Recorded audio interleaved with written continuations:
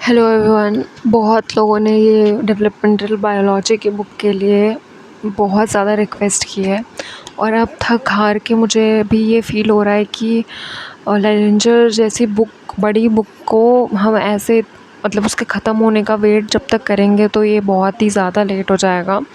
और लिटरली बहुत ही ज़्यादा रिक्वेस्ट आ रही हैं इस बुक की, तो मैं सोचा कि दोनों को थोड़ा पैरेलल चला लेते हैं ताकि जिनको ये बुक पढ़नी है उनको भी थोड़ा गाइडेंस मिल जाए। और उसके तो ऑलरेडी हमने बहुत सारे चैप्टर्स अपलोड कर दिए हैं, ठीक है। तो एक इसका जो पहला वाला वो है चैप्टर, जो पहला वाला जो लेक्चर है वो मैंने 1 साल पहले अपलोड किया है और तब से पीपल आर आस्किंग कि मैं दूसरा कब लेके आ रही हूँ, कब मैं कंटिन्यू कर रही हूँ इस सीरीज़ को। So I am very sorry, क्योंकि शॉर्टेज ऑफ टाइम है and there are n number of things I have to do. तो चलो अब आज पढ़ लेते हैं इसको, ठीक है। तो हमने ना अब जो इसका पहला वाला लेक्चर है मैं वो वापस से नहीं पढ़ा रही, वो ऑलरेडी प्रेजेंट है चैनल में, मैंने प्लेलिस्ट भी बनाई हुई है, आप उससे रेफ़र कर लेना। उसके आगे जो हम हैं वो पढ़ते हैं कि जो हमने वहाँ तक पढ़ लिया था उसके आगे हम पढ़ने वाले हैं आज। तो उस वाले लेक्चर में ना हमने बहुत सारे क्वेश्चंस पूछे थे कि ये क्या है, जैसे मैमल्स में बहुत रीजनरेशन नहीं होता है, मैमल्स में बहुत पुअर रीजनरेशन होता है। रीजनरेशन अच्छा किस में होता है, तो अगर आपने एक एक्सपेरिमेंट है, अगर मेरे पास कहीं पे एनिमेटेड वीडियो होगी या स्लाइड्स होंगे ना तो मैं वो शेयर कर दूँगी प्लेनेरिया। तो उसको जितने पोर्शंस में आप काटोगे ना वो उतने पोर्शंस में जनरेट कर लेता है अपना हेड और टेल।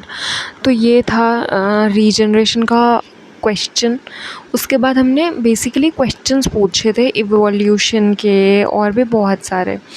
अब हम यहाँ से पढ़ना शुरू करते हैं। Choosing the organism to study the question the model system, ठीक है। अब मॉडल सिस्टम क्या होता है?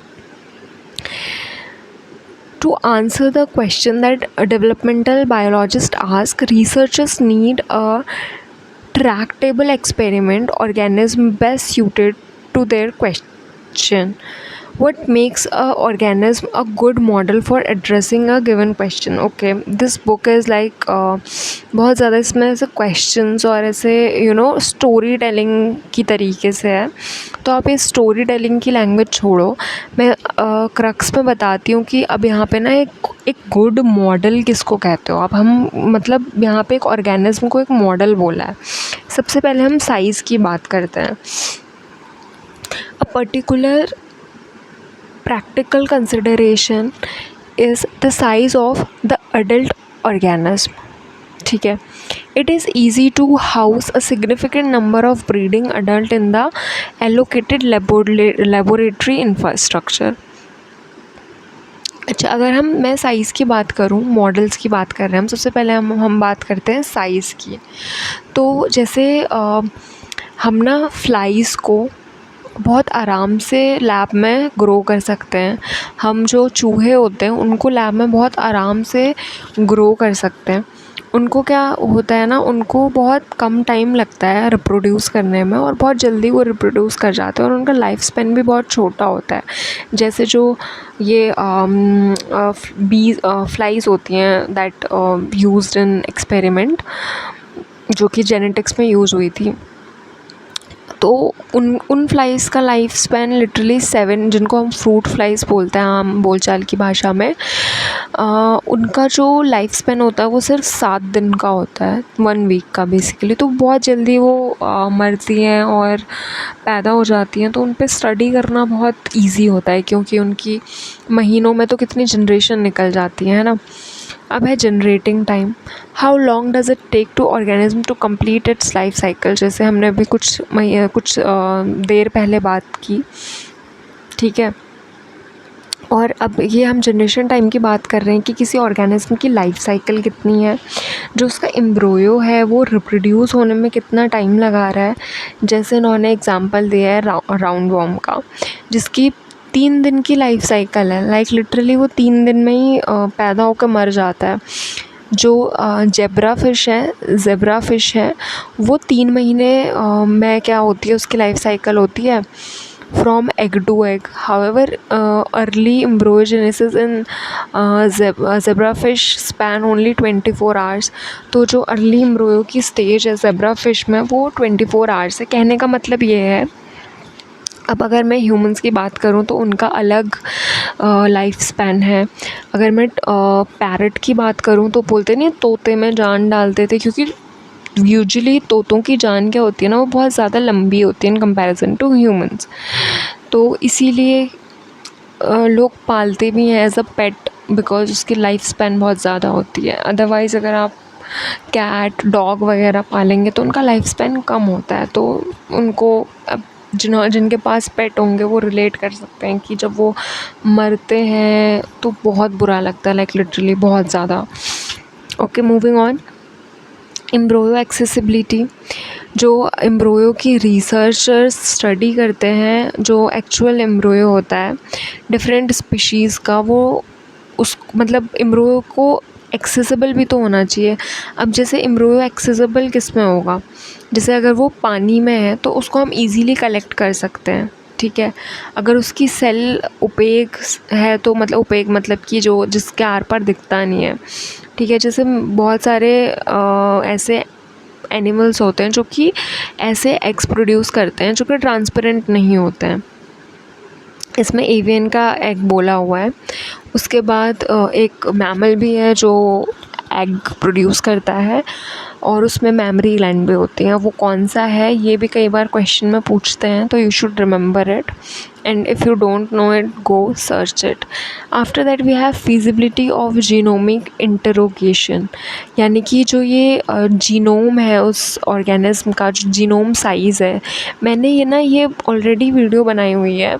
जो पाथफाइंडर वाली बुक है ना, उसमें पूरा जीनोम का साइज़ मैंने डिस्कस किया हुआ है, आपको वो रेफ़र करना चाहिए if you don't know what this is talking about, ठीक है। For instance researchers studying regeneration in the Mexican salamander have to deal with large number of genomic sequence. तो जीनोमिक सीक्वेंस क्या होता है ना, जितना ज़्यादा कॉम्प्लेक्सिटी बढ़ती जाएगी ना ऑर्गेनिज्म की, उतना ज़्यादा उसका जीनोमिक साइज़ भी बढ़ते जाता है, ठीक है। बहुत शॉर्ट में अगर मैं आपको जीनोमिक साइज़ का जेनेटिक मटेरियल का कॉम्प्लेक्सिटी से नाता बताऊं तो ह्यूमंस का बहुत ज़्यादा होगा और फिर छोटे बैक्टीरियाज का कम होगा। Organism type and phylogenetic position. तो ऑर्गेनिज्म का टाइप क्या है, जैसे कि मेटामॉर्फोसिस क्या होता है, एक प्रोसेस होती है जो कि क्या होती है, ट्रांसफॉर्मेशन की प्रोसेस होती है। ये फ्यू स्पीसीज़ में ये चीज़ दिखाई देती है, जैसे कि फ्रूट फ्लाई में और फ्रॉग में ये चीज़ मेटामॉर्फोसिस की दिखाई देती है। मेटामॉर्फोसिस की प्रोसेस में बेसिकली क्या होता है ना, जो लार्वा होता है वो कुछ और होता है और जब वो अडल्ट बनता है तो वो कुछ और ही बनता है, तो इसको हम मेटामॉर्फोसिस कहते हैं। अब जो मैमल्स के मॉडल हैं उनमें क्या है, जैसे कि ह्यूमन हो गया या फिर माउस हो गया, इनका जो डेवलपमेंट है वो बहुत ज़्यादा अलग होता है। तो ये जो डेवलपमेंट है इन ह्यूमंस में, ये सब क्या इवोल्यूशन के चलते हुआ है। तो ये क्या है, फाइलोजेनेटिक पोजीशंस हैं, ठीक है। उसके बाद आगे बढ़ते हैं, ईज़ ऑफ एक्सपेरिमेंटल मैनिपुलेशन, यानी कि आप कितनी आसानी से उसमें एक्सपेरिमेंट कर सकते हो और उसकी जो हिस्ट्री है, लॉन्ग हिस्ट्रीज़ हैं, जैसे फ्रूट फ्लाई का एग्जांपल दिया हुआ है इसमें, क्योंकि एक महीने में ही आप देखो 4 जनरेशन निकल जा रही हैं, क्योंकि लाइफ स्पैन ही इतना छोटा है। तो ऑब्वियसली इनकी हिस्ट्री इन्वेस्टिगेट करना, पढ़ना, मैनिपुलेट करना वो हमारे लिए बहुत ईजी होता है। फॉर एग्ज़ाम्पल, अगर मैं एक वाइट माउस का मेटिंग कराना चाह रही हूँ एक ब्लैक माउस के साथ, वो मैं लैब में बहुत आसानी से करा सकती हूँ, क्योंकि मेरे पास वैसी कंडीशंस हैं। मैं देख सकती हूँ कि उनके जो बेबीज़ प्रोड्यूस होंगे वो किस कलर के होंगे। N number of studies we can do, ठीक है। सिमिलरली जो एक्सटेंसिव इंफॉर्मेशंस होती हैं जेनेटिक मटेरियल और जेनेटिक डेवलपमेंट में, वो हम स्मॉल फ्लावरिंग प्लांट्स जिनका लाइफ स्पेन छोटा होता है उनमें भी कर सकते हैं। ये सारी चीज़ें इसमें डिस्कस की हुई हैं। The usual suspects, some of the more common models. अब यहाँ पे ना बेसिकली मैं बताती हूँ इन्होंने क्या किया है, लाइफ स्पैन को मॉडल बोल दिया है। जैसे ह्यूमन का जो लाइफ स्पैन होता है it is similar to monkeys, even जो ग्रोथ होता है इट इज़ सिमिलर टू थोड़ा बहुत माउस, क्योंकि माउस आर मैमल्स ओनली। तो मॉडल बोल दिया है कि ऐसे ऐसे क्या होता है, एम्ब्रोयो बनता है, मतलब पहले ज़ाइगोट बनता है, पहले गैमीट बनते हैं, फिर ज़ाइगोट बनता है, फिर उसके बाद एम्ब्रोयो बनता है, फिर चाइल्ड। ये मॉडल तो सेम ही है। चिंपैंजी उठा लो, मंकी उठा लो, कैट उठा लो, रैट उठा लो, सब में मॉडल सेम है ना। मेटामॉर्फोसिस का मॉडल किस में सेम है, फ्रूट फ्लाई में सेम है, फ्रॉग में सेम है। तो ये मॉडल इस चीज़ की बात कर रहा है कि हाँ, इनका जो स्टेज है, इनकी जो डेवलपमेंट की प्रोसीजर है वो बेसिकली सेम है या कैसी है। Usual suspect, some of the common model system used to study embryonic development। जो हमने एम्ब्रोनिक डेवलपमेंट के लिए यूज़ किए हैं वो कौन कौन से हैं, इसमें पूरी लिस्ट दी हुई है, आप ये पूरी की पूरी लिस्ट पढ़ लेना। उसके बाद हमें यहाँ पे फ्रॉग में दिया हुआ है, ये मस्टर्ड है, उसके बाद क्या है, ये जो जो आइडेंटिफाई कर पा रहे हो फ्रॉग है, और ये आपका we what we call this, I forgot इसका जो hydra, I guess we call it. After that mouse and human, तो they are things okay. Now the shortlist usually suspect is not true representation of the diversity of organism actual being, तो used to study developmental biology, hydra, planaria जिसको हम platform बोलते हैं। Many of the above model system are actively being used to directly model the development of human disease। Human diseases का मतलब basically बहुत सारी ऐसी डिजीज़ होती है ना, हमें पता नहीं कि कहाँ से आई, उनकी स्टडीज़।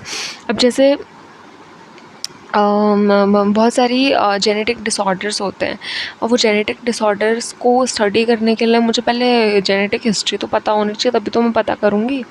तो ये इन सब चीज़ों के लिए डेवलपमेंटल बायोलॉजी यूज़ होती है। Advance in shared genomic and molecular approach have dramatically increase the accessibility of non traditional or non model organism for developmental research.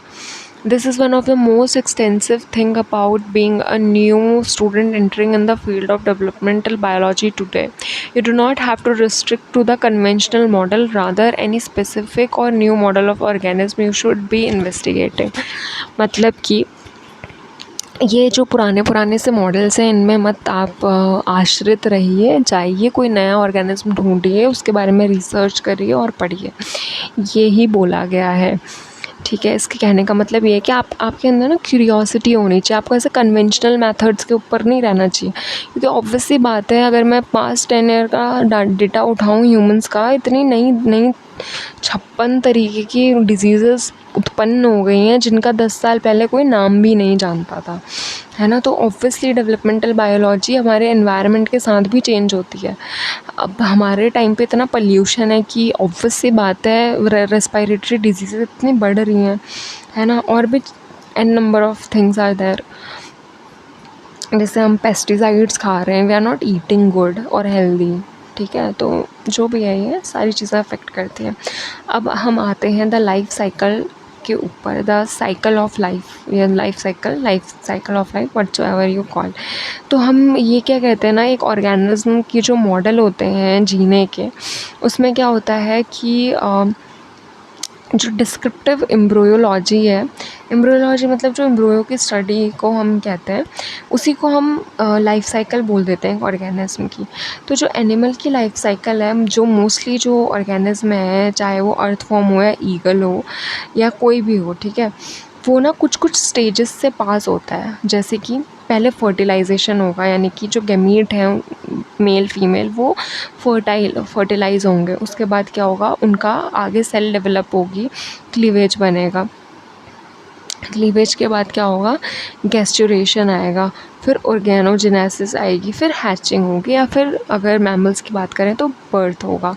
Metamorphosis, गेमीटोजेनेसिस, ये सारी कुछ ऐसी चीज़ें हैं जो हर एक ऑलमोस्ट मतलब प्रेजेंट होती ही हैं एनिमल्स में, और इन सबको मिला जुला के हम एम्ब्रियोजेनेसिस बोलते हैं।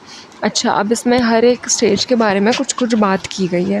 पहला है fertilization. Fertilization involves the fusion of mature sex cell. हमको सबको पता है भाई, इतना हम पढ़ चुके हैं बचपन से लेके आज तक, ठीक है। स्पर्म होते हैं, एग होते हैं, कलेक्टिवली उनको हम मतलब कि ऐसे स्पेसिफाई ना करके कि हाँ ये स्पर्म है या फिर ये एग है, हम उनको गैमीट बोल देते हैं। इन जब गैमीट्स का एक दूसरे के साथ फ्यूजन होता है तो इनिशियली क्या होता है ना कि इनिशियली जब ये फ्यूज़ करते हैं तो सिर्फ इनका न्यूक्लियाई फ्यूज़ करता है, यानी कि जो न्यूक्लियस होता है वो फ्यूज़ करता है, तो इसको हम प्रो न्यूक्लियस कहते हैं। अच्छा, मैं आपको समझा भी देती हूँ। जैसे ये एक सेल है, ये एक सेल है, ठीक है, ये इनका न्यूक्लियस है। अब ये क्या करती हैं, इनका फ्यूजन हुआ तो इनकी जो ये सब सेल साइकिल की कहानी है। ये न्यूक्लियस आ गया इनका, ऐसे ही तो फ्यूज़ करेगा, तभी क्या बनाएगा, एक न्यूक्लियस बनाएगा और एक सेल बनाएगा। यही होता है फ्यूजन। इसको हम क्या कहते हैं, प्रो न्यूक्लियाई। ओके, तो which has one of the normal number of chromosomes. अच्छा, अगर जो ये है प्रो न्यूक्लियाई, इसमें क्या है, नॉर्मल नंबर ऑफ़ क्रोमोसोम्स, क्योंकि इसमें हमेशा एन होंगे, इसमें भी एन होंगे।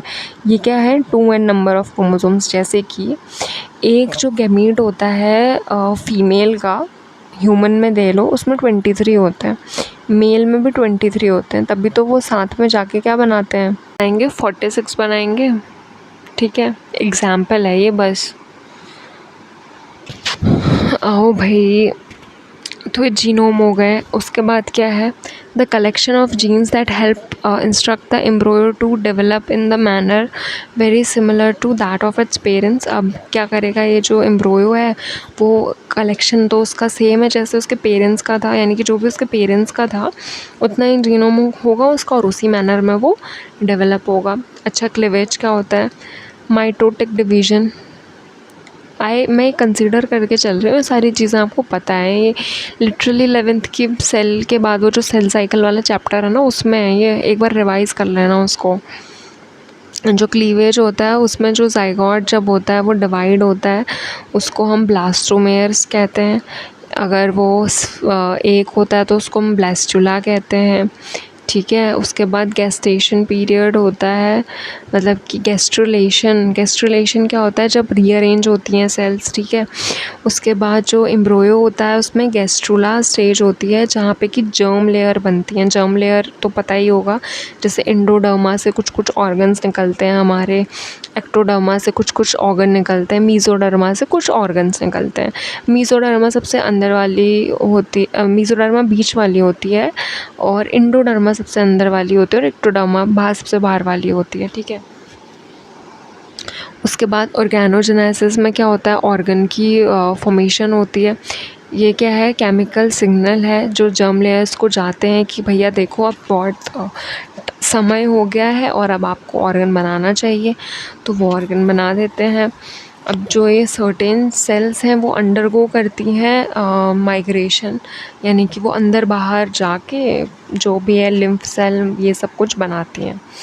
अच्छा, नेक्स्ट, कुछ स्पीसीज़ में क्या होता है, एग होता है, और in born into the world is not sexually mature, rather the organism need to undergo metamorphosis to become a sexually mature adult. Okay, कुछ organism में metamorphosis basically यही होता है कि आप होते कुछ और हो जिस टाइम पे आप एग से बाहर निकले हो, और बाद में आप कुछ और बनते हो। बाद में बोले तो सेक्सुअल, जब आपका सेक्सुअली आप अडल्ट हो रहे हो तो कुछ और बन रहे हो, जैसे कि फ्रॉग, बचपन में लार्वा होता है, बड़ा होके फ्रॉग बनता है, ठीक है। तो ये कुछ स्पीसीज़ होती हैं जिनमें ये सब कुछ होता है। अच्छा, जो सिल्क वॉर्म की बात इसमें कुछ की गई है। The adult do not have mouth part and cannot feed, the larva must eat enough so that the adult have stored energy to survive and mate। मतलब कि इतनी छोटी लाइफ स्पैन है सिल्क वॉर्म की कि भाई साहब सिल्क वॉर्म आपको जितना खाना है वो अपने लार्वा स्टेज में खा लो, क्योंकि अडल्ट होकर आपके पास मुँह ही नहीं है कुछ खाने को। ठीक है, बस आपके पास अपना ज़िंदा रहने की जितनी एनर्जी होनी चाहिए, और आप आओ, मेट करो, नए प्यूपा बनाओ और मर जाओ, यही काम है। Indeed, most female moth mate as soon as they enclose from the pupa, and they fly only once to mate and lay their egg and then die। मतलब कि ज़िंदगी इतनी है कि आओ, बच्चे पैदा करो और मर जाओ। ये जानवरों की है, ठीक है, बहुत सारे ऑर्गेनिज्म की है, मदर नेचर ने बनाया ही इसलिए है कि तुम अपने अब आगे को जनरेशन बढ़ाते जाओ। ठीक है, next, in many species a group of cell is set aside to produce the next generation. बहुत सारी ऐसी स्पीसीज़ होती हैं जिसमें सेल्स को थोड़ा अलग से रख देते हैं कि आगे जाके नेक्स्ट जनरेशन बनाएंगी। इस प्रोसीजर को हम गैमीट फॉर्मेशन कहते हैं, या इन प्रिकर्सर्स को हम गैमीट कहते हैं। ठीक है, ये जो कलेक्टिवली हम इनको जर्म सेल्स बोलते हैं, जिनका काम होता है रिप्रोडक्टिव फंक्शंस करना, ये हमारे शरीर में इनको सोमैटिक सेल्स भी कहते हैं। सब 12वीं की बायोलॉजी है ये, ठीक है, मुझे वापस पढ़ के सुनानी पड़ रही है तुम लोगों को, लिटरली थोड़ा तो खुद एफ़र्ट्स मारा करो यार। ये पूरी 12वीं की है, मैं इसको नहीं पढ़ाऊँगी आगे। चलो नेक्स्ट आगे बढ़ते हैं। A flowering plant life cycle. Flowering plant की लाइफ साइकिल ये भी 12वीं का है। देखो, स्पोरोफाइट, गेमीटोफाइट, पढ़ो इसको। Now you should not be spoon feeding everything, okay. कुछ तो खुद करो यार, बिना खुद किए नहीं होगा कुछ। ये तुम पढ़ोगे सब, ये 12वीं का है, ये कैसे बनता है, क्या बनता है। फ्रॉग की लाइफ साइकिल, ये तो पता नहीं जन्मों से पढ़ते हुए आ रहे हो, अभी थोड़ी देर पहले पढ़ा हमने, ये समझा दे रही हूँ। स्पर्म आया, फीमेल का जो गैमीट है उसको oocyte कह रहे हैं। फ्यूज़ हुआ, जर्म लेयर बनी, जहाँ पे फ्यूज़ होता है उसको हम फर्टिलाइजेशन कहते हैं। क्लीवेज बनने में क्या होता है कि सेल्स डिवाइड होती हैं, जब 2 होती हैं तो ये क्लीवेज है। आगे को जब डेवलप हुई तो मोर्यूला बोलते हैं। फिर क्या बनता है, ब्लास्ट्यूला बनता है। फिर क्या बनता है, ब्लास्टियोसीलिया बनता है, ब्लास्टोफोरा बनता है। अब इसमें क्या है, एक्टोडर्म, मीजोडर्म और एंडोडर्म बन गई है। ऑर्गेनोजेनेसिस, अब इन्हीं तीनों लेयर्स से अलग अलग ऑर्गन्स डेवलप होंगे। फिर क्या है, larva stage I, immature larva stage है।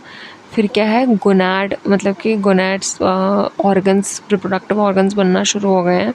मेटामॉर्फोसिस हुआ, मैच्योरिटी आ गई और सेक्सुअली एडल्ट बन गया। और फिर क्या है, गैमीट फॉर्मेशन करना शुरू कर देगा। ये है, ठीक है, फ्रॉग का। गैमीटोजेनेसिस एंड फर्टिलाइजेशन। गैमेटोजेनेसिस पढ़ लिया हमने, क्या होता है, गैमीट की फॉर्मेशन को हम गैमेटोजेनेसिस कहते हैं। और जैसे फ्रॉग्स में क्या होता है ना, फर्टिलाइजेशन एक्सटर्नल होता है, मतलब फीमेल बॉडी के अंदर नहीं होता है। जो मेल है वो क्या करता है, frog grabs the female back and fertilize the egg as female releases them.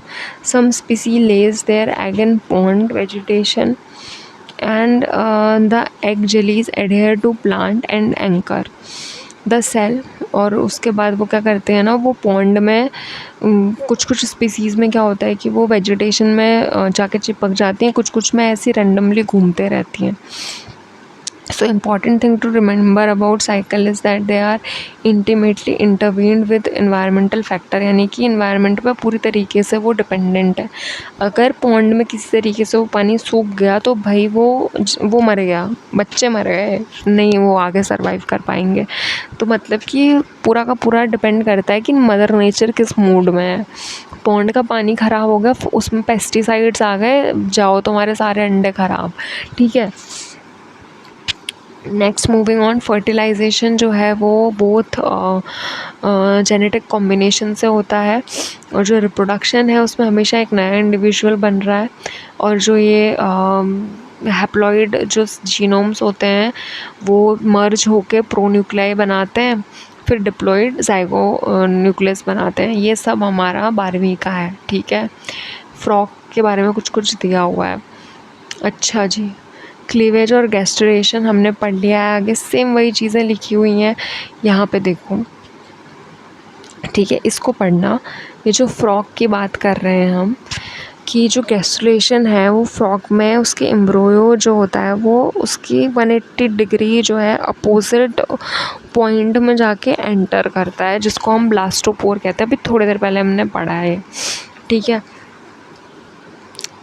Cell migrate करती हैं, इंडोडर्म, मीज़ोडर्म और जो भी है बाहर की लेयर, ठीक है। इक्टोडर्म से क्या क्या चीज़ें बनती हैं, ये चीज़ इक्टोडर्म क्या है, बाहर की, मतलब कि सबसे बाहर की लेयर है। जैसे ये है और ये है, सबसे बाहर की है इक्टो। फिर क्या आएगी, मीज़ो, बीच की। अंदर क्या आएगी, इंडो, ठीक है। अब कौन कौन से इक्टो से बन रहे हैं वो लिखा हुआ है। इंडो से कौन कौन से बन रहे हैं, गट और रेस्पिरेटरी सिस्टम बनता है। मीज़ो से कौन कौन से बनते हैं, connective tissue, muscle, blood, skeleton, etcetera etcetera. चलो जी, फ्रॉक का दिया हुआ है पूरा का पूरा विथ चित्र, सारा डायग्राम है इसमें, ठीक है, पढ़ लेना इसको। अब है ऑर्गेनोजेनेसिस। ऑर्गेनोजेनेसिस फ्रॉक्स की, इसमें फ्रॉक का ही एग्जांपल दिया हुआ है मेनली। ऑर्गेनोजेनेसिस मतलब हमें पता चल गया ऑर्गन बनने को कहते हैं।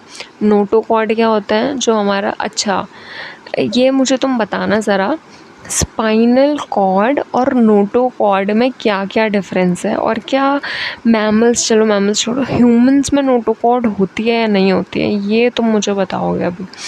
और अगर नहीं पता है ना तो तुम चुल्लू भर पानी लो और उसमें अपनी नाक डुबा लो, क्योंकि लिटरली 11th का है, इतना बेसिक है ना ये कि कोई जवाब नहीं है इसका, ठीक है। The cell change their shape and raises up body from round body, neuronal tube, somites क्या है, ये सब पढ़ो, बहुत इजी है ये।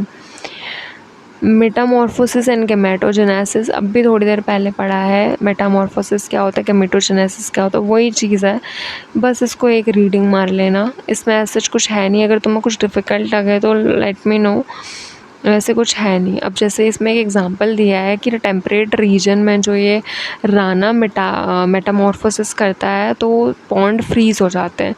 तो ये जो अडल्ट लेपर्ड फ्रॉग है वो क्या करते हैं, मर्ड को खोदते हैं और उसमें चले जाते हैं, और वहाँ पे वो खुद तो सर्वाइव कर जाते हैं, लेकिन जो टेडपोल है ना वो सर्वाइव नहीं कर पाता, क्योंकि वो पॉन्ड के पानी में था और फ्रीज़ हो गया। तो ये उसी बात को बता रहा है कि इन्वायरमेंट पे बहुत ज़्यादा डिपेंड करता है इनका सर्वाइवल, ठीक है।